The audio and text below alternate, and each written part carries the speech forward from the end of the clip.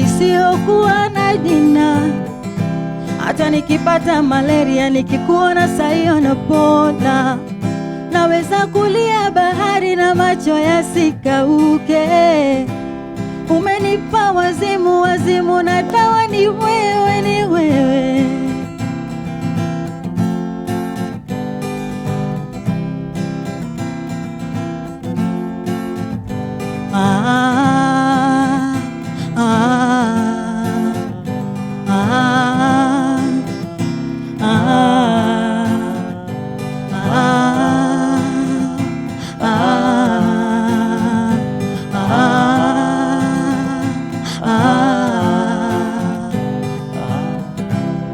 Najua kupenda sio rahisi. Najua mapenzi hayaishi. Najua kupenda ninapopendwa. Najua mapenzi hayaishi. Ukinikimbia nitaumia, na wajua nina hisia. Najua una hisia kama zangu. Ukinikimbia nitaumia, najua una hisia. Ukinitenga mimi nitalia, yeah.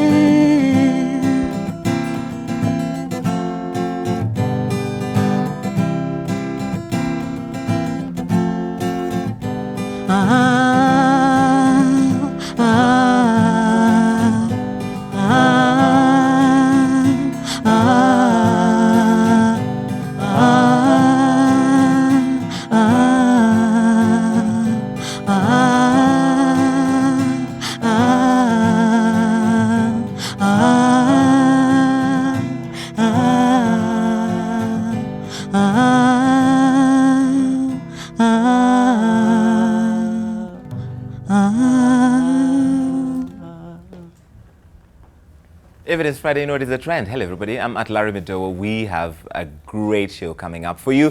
The great Thiong'O is here. How awesome is this? The last time we spoke to her, she was in Mombasa on the phone, and then we got her to come in. I know, how did we pull this off? It's crazy. But before that, we have an excellent, excellent show coming up. But I need to tell you about this. Jumia Mobile Week is on right now. Until the 8th of June, you can get great mobile deals from 6 top brands. They've gone crazy, so you can go and shop that right now on jumia.co.ke. And I'm giving out 3 phones on the show tonight. These guys keep throwing phones at me, and I keep giving them out to you. So I've got a Fly Mobile, I've got a Microsoft Lumia 532, and I've got an Injo Fire. So there's limited stock on all the phones, and they're quickly selling out, I should tell you this. So each day, Jumia is releasing some new stock from the phone of the day. And Jumia, as you know, is Kenya's biggest online shop, so you can trust them. You can pay on delivery. The free returns and exchanges within 7 days. So if they deliver something you don't like it, you can give it back. And items are brand new. So let me give you one of those great deals. So a Fly Mobile is being sold on Jumia at 4,999. For the market price, 7,699. So how much are you saving? Do that math. And there are many, many other brands. Samsung, Microsoft, Lumia, Thiong'O, all at highly discounted prices. And for Microsoft Lumia phone, for example, you get a discount of up to 2,500 bob and a chance to win a car. The hashtag is Jumia Mobile Week. Tell me why I should give you one of these phones. Just like that. Download the Jumia app, send me a screenshot, post it up on Twitter and tag me, and use the hashtag. By the end of the show, Kristen will give 3 of them. Okay? Sounds easy? Good. Also later, Odonage is going to be here. They've not been on the show for like a year. I don't know where they've been. So we got them to come back. Sounds pretty awesome, right? But before that, this is historical because we have never had these many guys come together from one family. And it's because of this legendary guy who's celebrating 50 years of one of the books I read in high school just before it wasn't a state book anymore. The legendary Professor Ngugi Thiong'O is here. How are you doing? Oh, very fine. I am so honored that you came on our show. Yeah, it's our pleasure. And not just that, you brought 8 of your children. Yes. And you've never had this many of them. You've never had this many of them in one interview. Yeah, actually, I have 9 children. I brought 13. Yeah, they are all here, right? Okay, I can't count. No. Seriously, I'm so glad that all of you guys came through. And the way we're going to do this is everybody needs to introduce themselves and what they do, so that we can get all their voices in here as we begin. Then I'll tell you why they're all here and why this is an important thing. Start with Prof. Well, the first thing I like is the free phone. One of the free phones. Guests do not qualify. Guests do not qualify. Okay, in that case, my name is Mukama Ngugi. I'm an assistant professor of English at Cornell University. I'm also a writer of Nairobi Hit, Blackstone Nairobi, and another 4 or 5 books. Another 4 or 5 books. I like I don't count. Because Professor Ngugi has written 40 books. 40 books. This is crazy. Yeah. If you divide that by his number of years, maybe at 77, that's almost what, a book every 2 years? Something like that. Yeah, I like it when you put it that way. Yeah. I'm just trying to break it down. That's about a book every 2 years, give or take. Yeah, almost. Yeah, almost. That's yeah, amazing. Yeah. All right. And but there more are coming. And there's more coming. More are coming. Wow. We're in competition, actually. You're in competition. They want to catch up with me. I'm trying to run. So besides you, you've got 4 other published writers. Yeah. We've got to the second writer.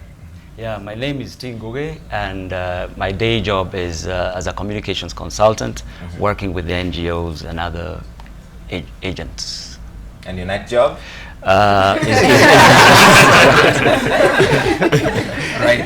Is writing. The one you're holding, is that your latest? This is the only one. I'm giving you motivation. You'll be like, yeah, I should have more than one. So this is my latest. What is it? What's the title? It's an anthology of short stories, and the title is Seasons of Love and Despair. Let me see. You're not showing it. You need to hold it up, exactly. Is this available for sale in Kenya? Yes, absolutely. Right. Yeah, it's published by, as mine actually, I should mention, yes. Published by East African Educational Publishers, EAP. So it's published by EAP. You can buy it at bookshops around the country. He's not even showing. Which let us come. The problem is there are too many. Before coming on TVs, you come and shamelessly promote it. Yeah. But it's not as it's him. Just promote all of them. Instead, buy all the stuff. Right. Yeah. All right. My name is Wajikwa Ngugi. I'm the author of The Fall of Saints. It's available here as well. I'm the former director of the Helsinki African Film Festival. All right. Yeah. My name is Doshowa Ngugi, and my book is called City Murders. Of all the books here, this is the one you need to get. And why is that, Dosho? It's very interesting, it's fast-paced, and it will engage you in ways that you never fathomed. Now, having said that, I've also finished work on my second book. This is going to be a 3-book series on the Jack Chidi, I call it Jack Chidi series. So I've just finished Saranya, and currently working on the 3rd one in the same installment. Okay, got it. So that's the one you need to get. if you're going to buy one book, City Matters. City Matters. So what about his 40 books? Well. I think some of us didn't have a choice. We had to buy his book. Okay. Oh, I'm so sorry that if you had to buy No, really, we enjoyed the reading. Yes. Okay. Because I have questions about some of your books later. Okay. I'm Joki Wagoge, student, Kennesaw State University, African Studies major, musician, singer, blogger, arts enthusiast, and I'm glad to be here. Should I speak into the mic? Yes, go ahead. Hi, I'm Mumbi Goge. I'm 21. I just graduated from the Harriet L. Wilkes Honors College, Florida Atlantic University. I studied law, women's studies, and Spanish. Oh, congratulations. Thank you. Thank you very much. You triple majored. I did. What is wrong with you? I'm still trying to figure that out. That's crazy. So you're going to go to law school now? That's the hope. I'm going to spend the next year studying for the entrance exam. Good luck. And applying. So accept me. You want to speak into your camera and just, whoever it is, the emotions people, just accept my law school. Yeah.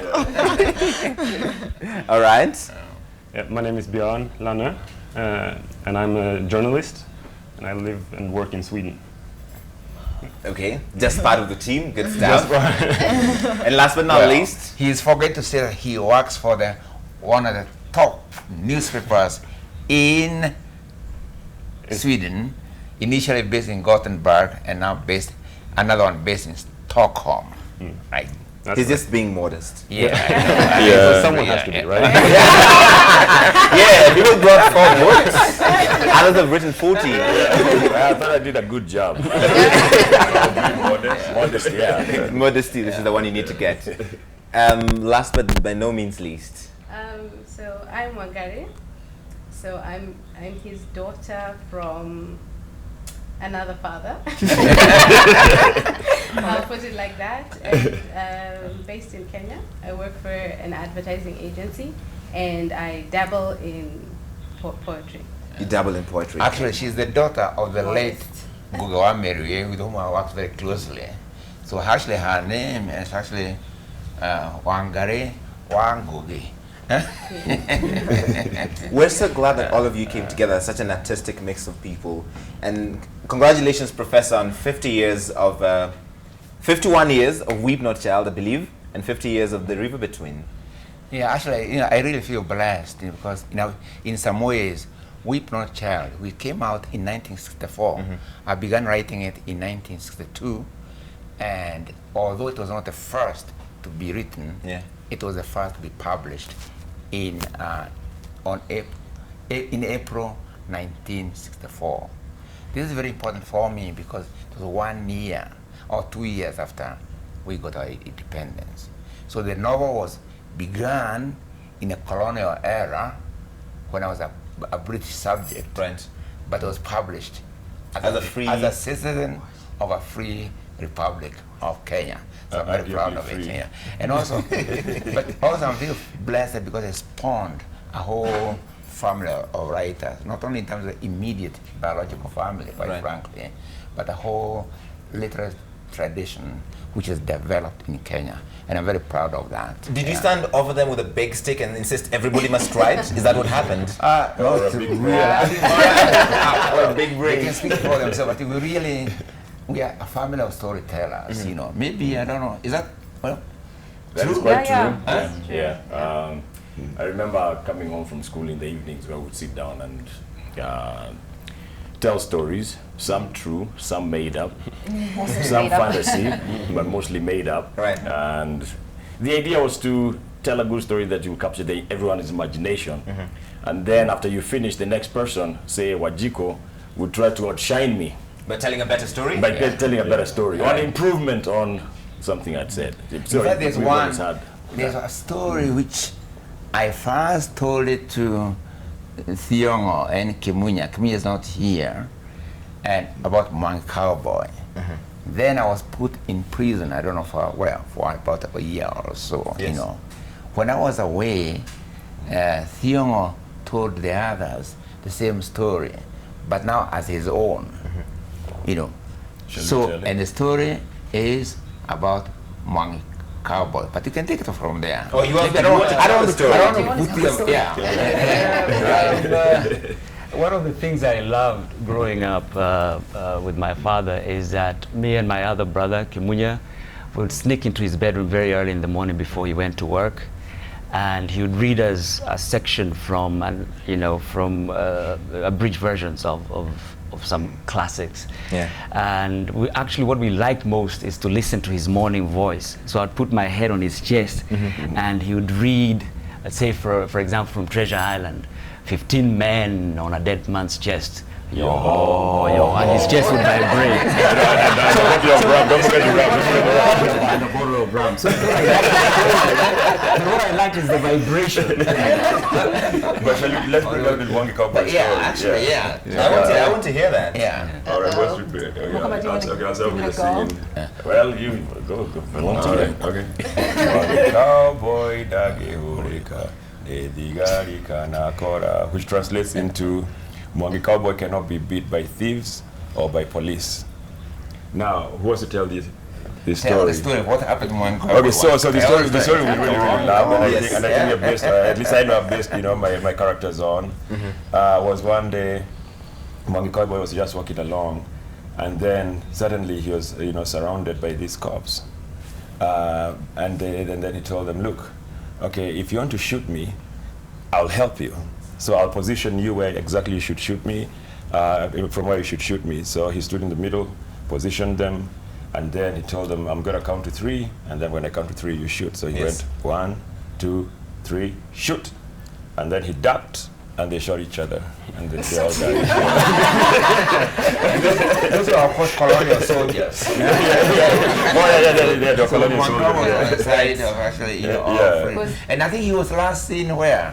I think the story has been passed on literally, from person to person, and beyond, who is much younger than these others. Yeah. The last time, where was my cowboy? You found him where? No, I found him outside the library. Oh, really? Up to no good. On a cold, snowy day. Why do I feel this story is incomplete? There's supposed to be a performance around it. It's a collaborative. Yeah, well, we do collaborations actually. Do you still do that? Do you still collaborate? We do actually collaborate. Let me give you an example. For instance, there's a series of poems which Mokoma and Thiong'O are writing, you know, in celebration. Well, not actually, more or less in solidarity with Michelle Mogo and her daughter who passed away, you know, some years ago. Now we have the poems, but I don't have them here. But Thiong'O, who is really a great composer and a musician, and he can play any instrument, by the way. I'm sure he's very envious when who was playing the guitar over there. And he was, go with the guitar. We can bring back the guitar. Yeah, yeah. So now we've asked to make a melody. Can you demonstrate? I don't know. Yes, I can. Do you have and a I have melody? my choir here. Yes, I can. My choir, are you ready? Yeah. Are you Na ready? na na na na na na na na na na na na na na. Na na na na na na na na na na na na na na na. Na na na na na na na na na na na na na. Listening to Na the silence of na na na na na na. And I think of you when you walked into reggae, wearing dark green clouds, creating 10 feet of beauty, giving sun to a night where there was none. Na na na na na na na na na na na na na na na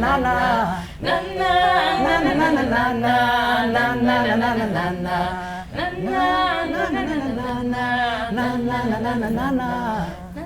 Wow. Yeah. Let me just say this. I'm going to do it practice. Oh, this was just good. Wow. I would want to see you after like a week of practice. The poem which he read just, you know, is not the actual poems, which will be part of the music sequence. Yes. He just thought we'd read the shortest A little possible something, a poem. little Yeah, right, character. to see how it fits. Yeah. But let me ask these guys to the other hand, how much pressure is there? You just graduated from being Ngugi wa Thiong'o's daughter, truthfully. Well, I'm literally on the spot. But it's good pressure. It's inspiring pressure. I get to look up to all my brothers and sisters. I have a younger brother named Thiong'O, Right. who's also named Thiong'O. And he's published, you know, so that's a kind of added pressure because he's younger than me. Yeah, yeah. But it's good. It's good. It inspires me to work harder. Inspires you to work harder. How did you all just fall into writing? And by the way, she doesn't tell us she was also the governor of our college. My term expired. And you were the governor. Yes. And she left office. Good point. Right. Notes for governors here. Right. I was going to ask the writers if they all just naturally sort of got drawn into writing. Was it pressure from over here? Actually, sorry, sorry. Let me take it. Then we go this way. Okay. When I was in primary school at Tigoni, Thiong'O had already left. He was in Nairobi school, and there was a children's magazine called Rainbow. So he pens a poem, dedicates it to me, but instead of saying dedicate to my brother, he puts me as the author. So the next day, all the students are crowding when I walk in school, and they're crowding around me and like, hey, Tosho. I'm like, oh. They say, hey, look at your poem.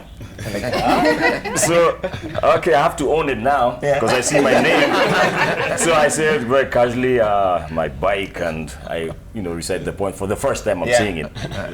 Then I look at the picture he had drawn, but the bicycle didn't have a chain. And quickly the students picked up on it, and now I was running through primary school. I explained why the bicycle doesn't have a chain. Yeah. But what happened shortly after that is that I became a celebrity of sorts. And you know, the girls were liking me, and I wasn't hating it. Larry, what else would a younger brother expect from that is the greatest form of affection, right? I think that's pretty cool. That is so funny because I just wanted to say that is so funny because at the back of our door, our bedroom door, because I thought that was so fascinating that you wrote that, and I've always thought that you actually wrote that. I own it. But you know, confession. Yeah. So we had a cutout of this poem that he's talking about at the back of our door, and I always thought, wow, Dosha, wow. But, you know, well, now we know who really wrote it. Yeah. Yeah. This was a magazine which was edited by Hilary Ngueno. Yes. Yeah. The weekly review. Not the weekly review, but before they had a children. It's like a rainbow or something. Rainbow. It's rainbow. Yeah. Okay. I have several questions I need to put through to you real quickly, Professor, before we'll let you go. One of them, I asked a lot of people who recognize his work and what he's achieved over the last 77 years, I should say. Why do you all have dreadlocks? We don't. Or some form of expression with the hair. Yours is not unique, not kawaii and the same with everybody else. Oh my. Well, when I had dreadlocks, it was sort of a turning point for me when I actually learned. I think it was like my freshman year in college where I started learning about identity and owning who you are. And that was part of me owning who I was and shedding, you know, the whole identity of you have to be placed in a certain box to be accepted. Okay. Mukoma, I'm looking at you. Yeah, for me, I would say. I only have like 3. You haven't run a comb through let me ask you something. Let me ask you something. Waking up every morning and perhaps afternoon and evening and combing your hair, it's like medicine. Yeah. You know. So I hate the idea of a comb. You know, that's all. Yeah. You're more noble. My mind was just a torture. Yeah. All right, that makes sense. Or you could cut your hair every week like I do. It's so much easier to manage. The only problem we have is me, actually, in the sense that I comb my hair, and I won't say this publicly. I comb my hair religiously every morning. And at school I had the same problem, and the headmaster of Alliance High School even reminded me that it's on the record that I used to be punished for my hair.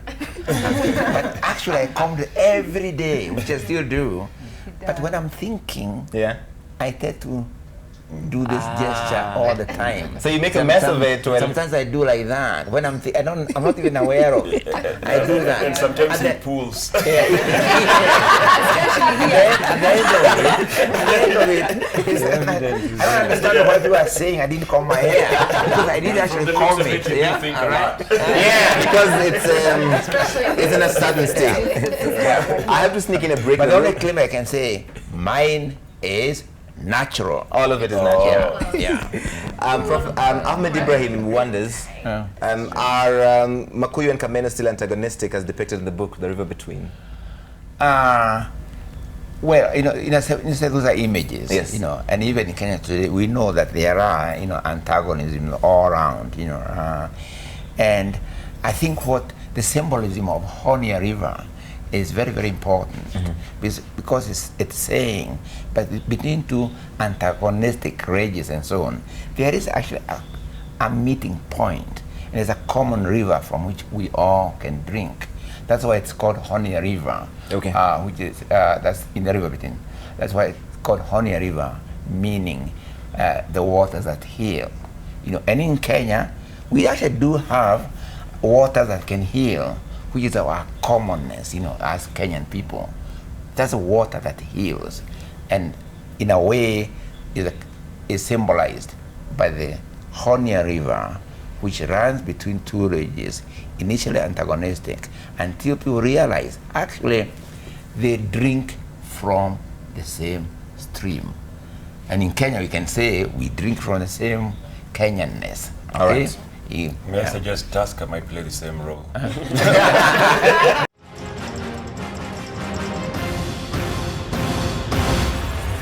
A lot of questions about what happens to Lawrence Misango. Ask Prof what happened to Waiyaki and Nyambura in the river between. He left us in suspense.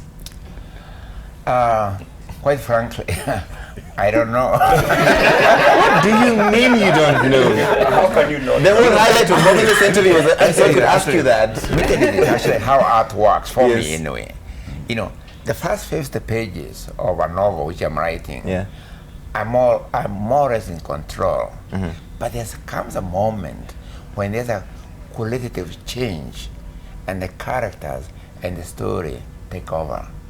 Thereafter, it's like trying to tame, you know, a wayward horse, but it's pulling you in the direction it wants to go, right?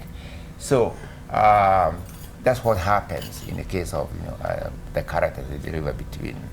Artistically, it kind of following a certain kind of artistic, logic. It was like saying the questions raised in the river between have not yet been answered in a historical sense. So essentially there was no closure as such because it was a part of a continuing historical process. For instance, the setting of the river between is the time when Europeans were taking over land from Africans, okay? But that story continues, quite frankly, with Weep No Child. Okay. So it's as if what was not answered in the river between, in a way, is answered or is taken over, in Weep No Child, although by different, characters. Mukoma, there's a certain beauty in an African teaching English at an American university. So people want to ask, how does an African teach English to white people? Well, okay, that's a very tough question. No, but I teach African literature, though. So maybe the question would be, teaching African literature to primarily American, but you also end up with a very range of mixture of students. So actually, I get a lot of African students, and so on and so forth. Why did Professor Bandon writing in English and adopted Gikuyu, and yet he's an international writer? That's very important. Look at the smile on his face. He was waiting for it. When can we get to this? All right, we've got time. Go for it. Okay, let me say this. Internationality begins where you are. There's no abstract internationality. It begins with Kenya. Even globality begins, for us Kenyans, begins with Kenya. Okay? Otherwise, there's no abstract, globality. What I realize is this, over the years, though, is this. That you can only be truly universal by being very particular about where you live, the languages you use, and so on.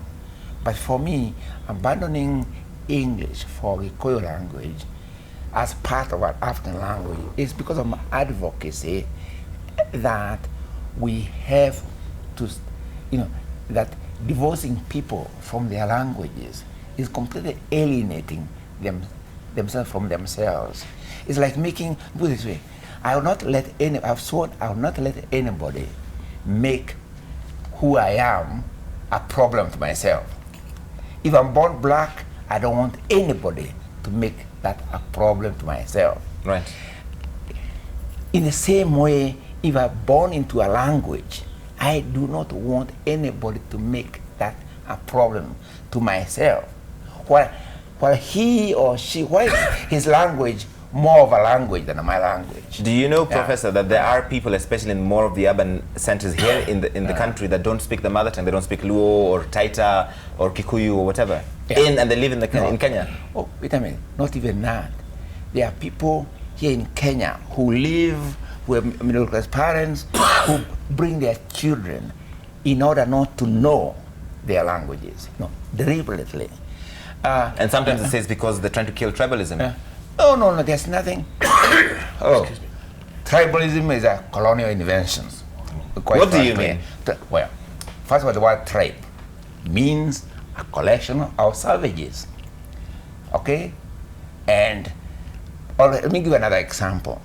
Why should 250,000 Icelanders are a nation or a nationality, but 10 million Yorubas are not a tribe? Okay? I think people should call other people by the name they call themselves. Okay? If you are Luo, if people call themselves Luo, just say the Luo people or the Luo, the Agikuyu people or Agikuyu. In the same way, quite frankly, you say English people or the English, the Chinese people or the Chinese, the French people. But why should we append, honestly, the word tribesman in every reference to an African? And why should we African people actually then internalize that as a way of describing other people, or for that matter, describing ourselves? All right. When you say I'm this by tribe, you are saying, oh, I'm this by this savagery. You know, you are savaging. You're identifying yourself as a savage. You are savaging, yes. You are saying, right. oh, I'm this by, you know, by this type of savage. I wonder what the thoughts on this identity is as an African growing up or living in the West, in America, or whatever other part of the world, and how you find that identity, if you can, and if you don't want to take that. Yes, go ahead. Yeah.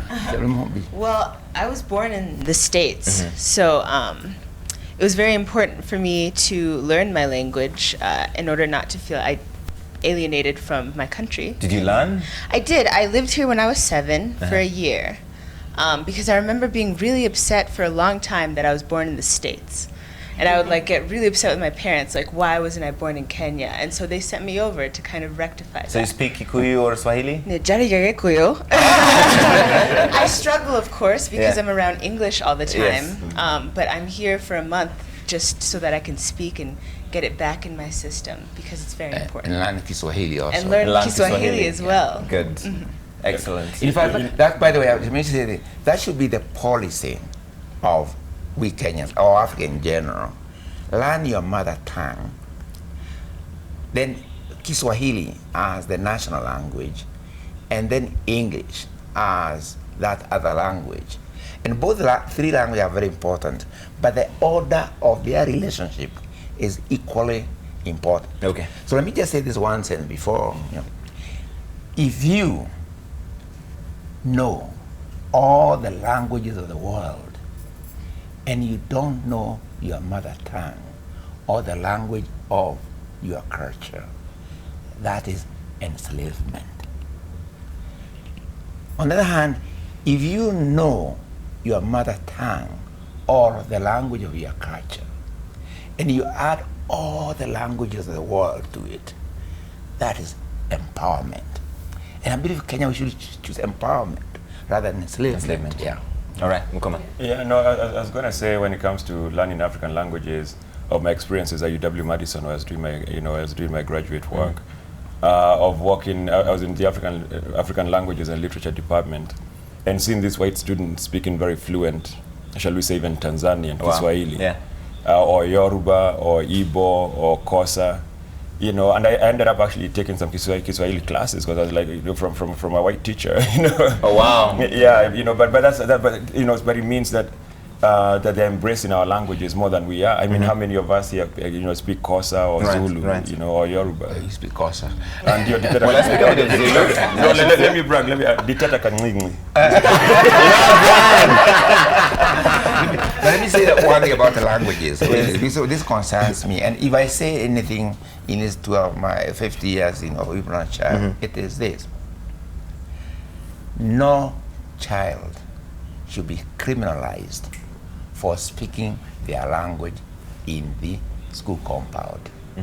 We should never, ever humiliate a child for speaking an African language in a school compound which is in Kenya. I grew up, I went to a village school, and we used to get punished for speaking our mother tongue.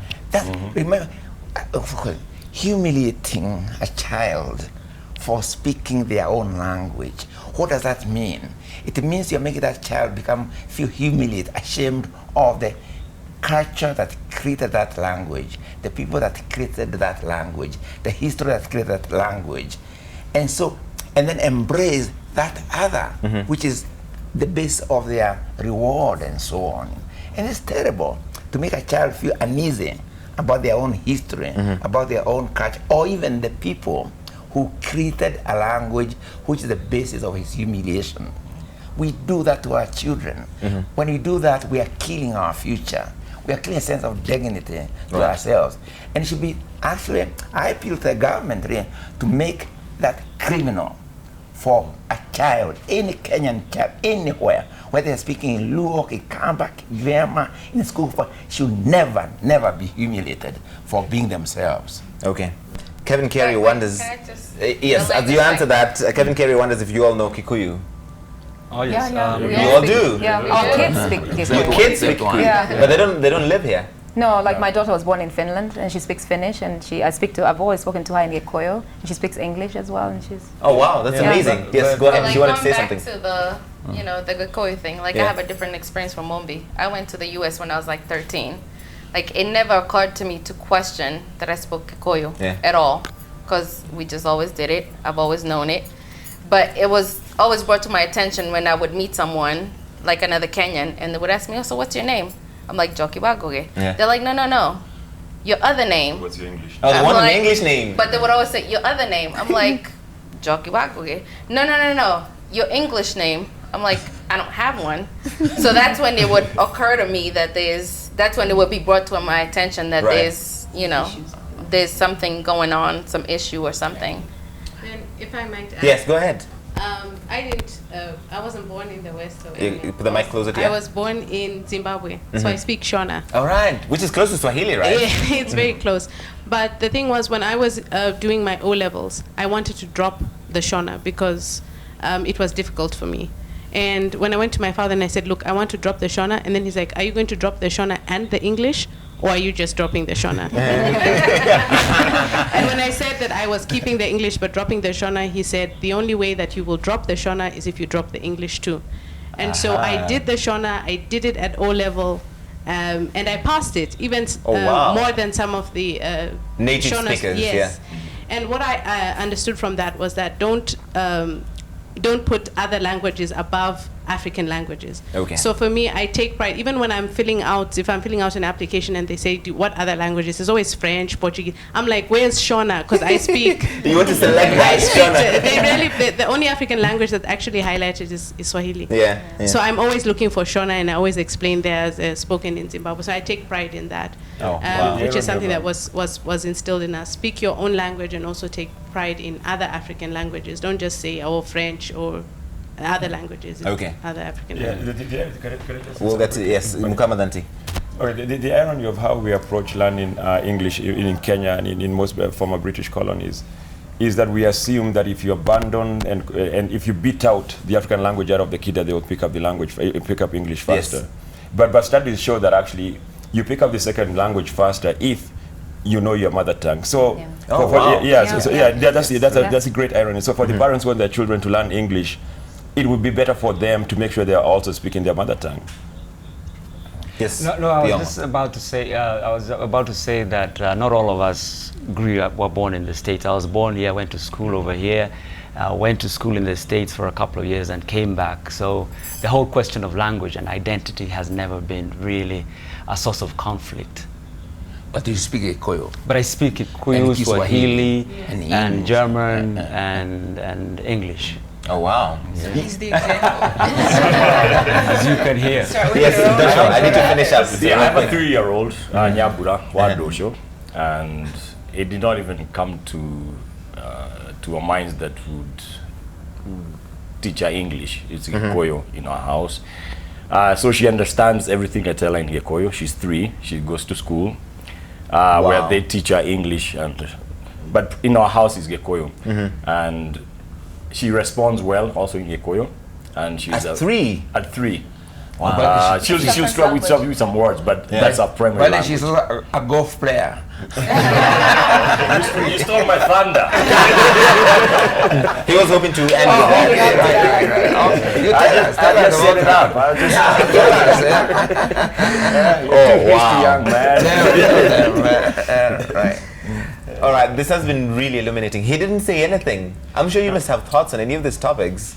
On the topic of Kikuyu, or languages. Or identity for that matter. Identity. Yeah. No, I mean, I grew up in Sweden, where I'm born. And for me, I think it's very interesting to hear, because we have so many different perspectives, all in one family. And I think like the issue of identity is something we all struggle with, right? We all have a process that we go through, and except for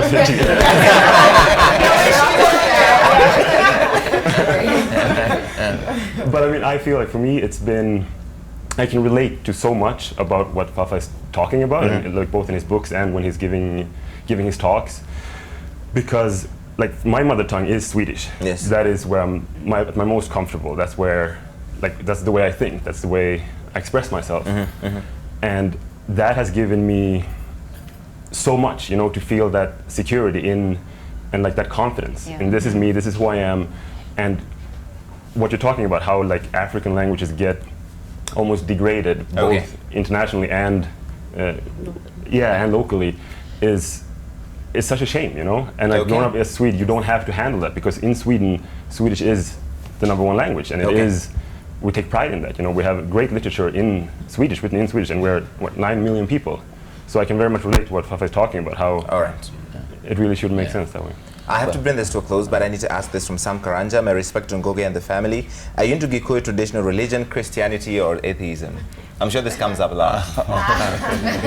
I'm into spirituality. How about that? What is that? Spirituality, you know, if you look at human life, what distinguishes from animals and so on is a sense of ethical dimension to ourselves, you know. And its highest level really is a sense of the spiritual, you know. And if you look at many religions in the world, you know, they are striving for that spiritual. But many religions have come to replace rituals, rites, what they do, they confuse it with spirituality. So many religions in the world, quite frankly, today they kill spirituality, because they are all sold on to the notion that my God is more of a God than your God. And I say that is very ungodly. All right. That's a great place to end. Professor Ngugi. That is how to go out, really. I don't think it would be fair to say anything else after that. Can I have the last word? You want to have... Okay, fine. Go ahead. Because the public lecture by Professor Ngugi Thiong'O at the University of Nairobi on the 11th. And you can go for a book signing at the Sarit Center on the 13th.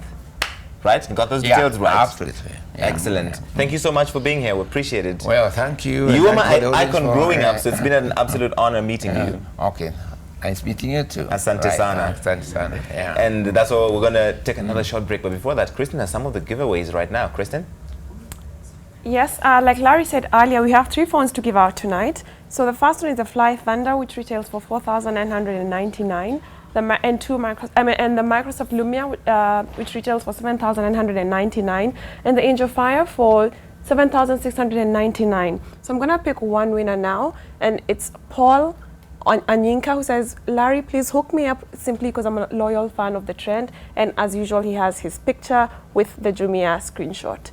And the next one is Boniface Cheria, who says, is it my lucky day? He's been tweeting us, sending so many screenshots. So today is finally his lucky day. He's been tweeting since last week. Yes, so I thought, yeah, you know, he deserves to win. And there is his screenshot and a picture of Jumia. So we have one more winner to pick. So keep on tweeting us. And I'll pick from Facebook the next time, actually. So just go on our Facebook page and tell us why you need to win, and a screenshot as well of the app.